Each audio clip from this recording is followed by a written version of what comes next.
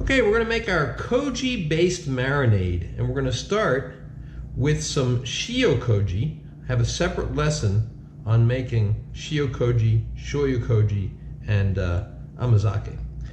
Then we're going to add the Shoyu Koji.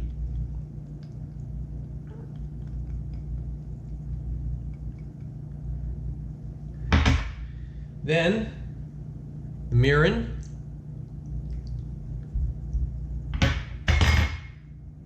Sake,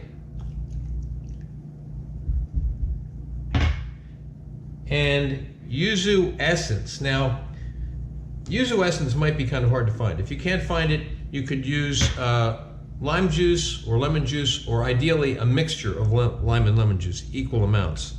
And what I would do if I didn't have the Yuzu essence is I would probably use equal amounts of lime juice and lemon juice, and also about half a teaspoon of lime zest and a half a teaspoon of lemon zest.